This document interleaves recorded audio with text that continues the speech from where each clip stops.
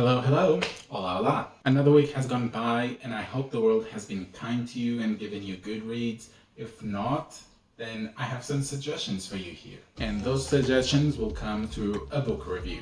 Today, we're jumping again into science fiction and into a world we've explored before. Because today, we're reviewing The Fall of Hyperion by Dan Simmons. The Fall of Hyperion is the second book of the Hyperion Cantos, which is composed of 4 books, all written by Dan Simmons. This second book was initially published in 1990, and it was received as well as the first book, being nominated for plenty of awards, and even winning some, like the Locus Award for Best Science Fiction Novel. It's close to 500 pages, which is more or less the same to the first book, Hyperion. As usual, I might spoil things from the first book, but I will try to avoid anything from the second book, so you don't get spoiled.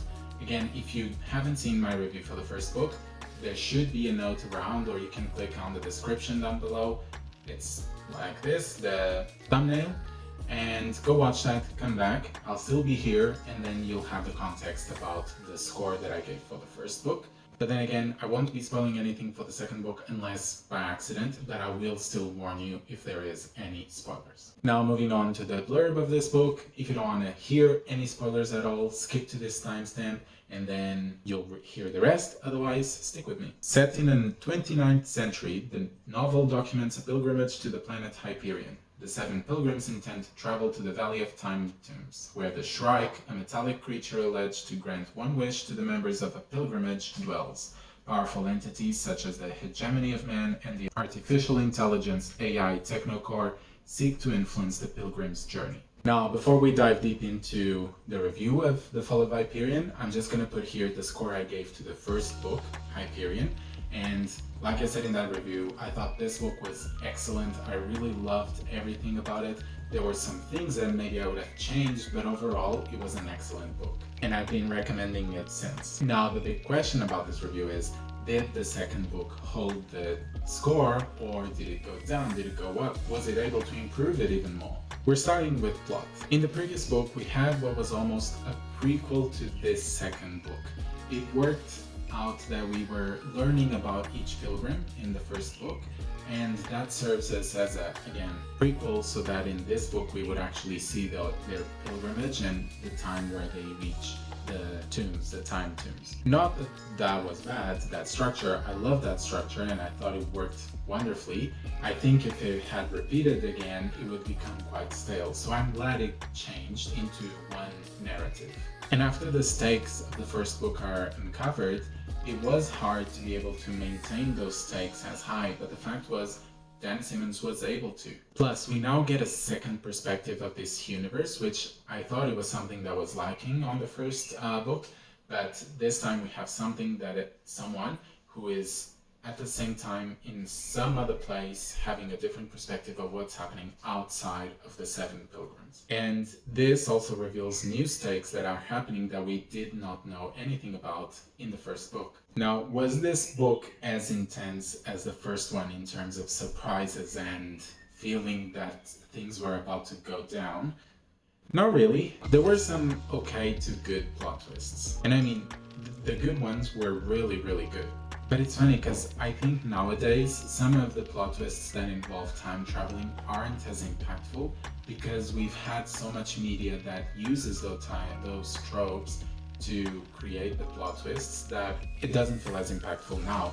But I bet when this book was written, these type of plot twists were great and they were mind-blowing and people must have been really, really surprised about them. So for this category, I'm going to give it a 4 out of 5. What about the characters? Well, in this book, we don't spend so much time between different people. We basically follow one single person, and when that person dreams, we go into the pilgrims' perspectives. And I felt that the protagonist of this book was a good character, but I didn't feel as attached to them as I felt with some of the pilgrims in the first book. Again, some other pilgrims in the first book, I felt okay with them, and I felt that the protagonist of the second book was better than that. That was very confusing. I hope you guys understood everything. The old characters from the first book still had some development, which is good. They weren't just like, okay, we've used that one, let's discard. No, they still developed quite a bit, and they actually helped deepen the bonds we have with them because now we know even more about why they came and more story how they were involved in the universe. It's funny because there was a bit of a duality. The description of their stories helped me connect more with them, but the fact that I was no longer really observing them or in their POVs also distanced a bit. I was always through the dreams of that other character. Overall, I say it's a great character work. I'll probably give it a 4 out of 5 simply because I felt that I lost some of those connections because of the distance. I have to give a special mention to Mayna Gladstone. I liked her character a lot, and it was giving me flashbacks of characters from Seven Eves written by Neil Stevenson, which is also a great book that I highly recommend for fans out there. But that's a recommendation for another time. Let's move on to world building. This category I feel was the one that grew the most. And that's because we were no longer just stuck in the planet Hyperion. We were also traveling into other parts of the universe. And it allows us to understand how the universe works, what powers are in play for this, the technology, the people, so many things. I think Dan Simmons used this very well to expand on the whole universe. At first, it was still a bit confusing, especially the Farcasters, because I don't remember if they explained in the first book. I might have been a bit distracted, so I was getting a bit confused about what the Farcasters were. But once I understood, everything made a lot more sense, and it helped me visualize things a lot better. Once you understand how the world works, your enjoyment increases by a lot. And believe me, the more you know about the world, the better you'll be. You'll have a better experience. The plot twists will taste even better if you know how the world enhances them. So for this category, it's definitely a 5 out of 5. What about writing style? Well, if world building was the category that grew the most, I feel like this one is the category that changed the most. Before, in the first book, we had this short story structure where each pilgrim would tell their own story, and in between the stories we would see how the pilgrims are progressing. And now in this second book we follow one single character and we just go into the pilgrims once that character is dreaming. I mean, it's a good technique. It allows us to focus on the main character while still getting snippets of what's happening with the previous characters. It's a good technique. It was done well. I don't have anything to complain about it. Every time the character was going to sleep, it was logical and it had a reason. It was just not like, oh, I don't have anything to do, so I guess I'm gonna sleep. No, it made sense in the story. And I think that it only worked so well because of Dan Simmons' mastery of writing. Even though I would get lost sometimes on what was happening in this book, I never really lost the interest. I was still wanting to read, to find out and try to find myself in the world, especially everything that involved the Shrike.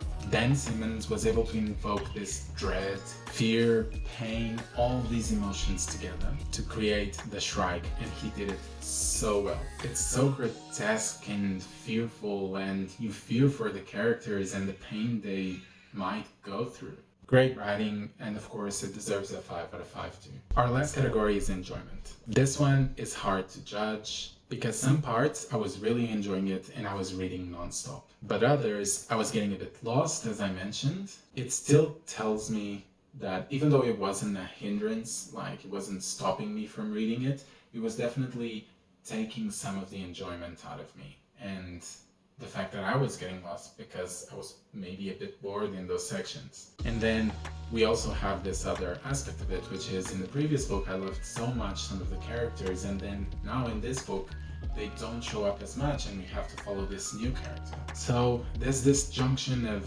bitter and sweet together with this book, and that never allowed me to get fully to a 5. So I think my score for enjoyment will end up in a 4, but I mean closer to a 5 than to a 3. And that leads us to our final scores. As you can see, I'm gonna put the ratings for both Hyperion and The Fall of Hyperion. And as you can see, the score of The Fall of Hyperion goes down a bit. Both the character and enjoyment went down by 1 point, which means the final score for The Fall of Hyperion is 4.4. I mean, nothing to be said about 4.4 is still a great book. It's still a great rating, a great score. And I mean, if this series was only these 2 books, it would have an amazing average. Both books are still great.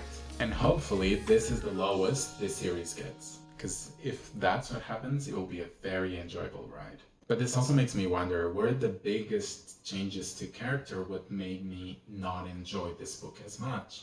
Something to consider when you are hearing these recommendations, you might not care so much about the characters, so this book will be even greater for you. Whereas if you care really about characters, then you might be like me and lose a tiny bit of the enjoyment. Do I recommend you to read The Fall of Hyperion? Absolutely. I think if you didn't like the writing style of Hyperion, keep reading, go through that first book, because the second one changes so much from the first one that you might end up liking more. And if you loved the first book, then now you know there will be some changes, but keep reading it because it's still as good. I mean, not as good, a bit worse, but still very good. I'm still curious to read the third book called Endymion and read the rest of this series. Because, I mean, that ending definitely left some things unanswered. But before I start saying any spoilers, let me say my goodbyes and wish you some very good reads. Maybe, who knows, you're about to grab this book and start reading it, so have fun. And if you're new around here, then welcome, subscribe, comment down below what is your favorite science fiction book. And I'll be seeing you soon, alright? Adeus!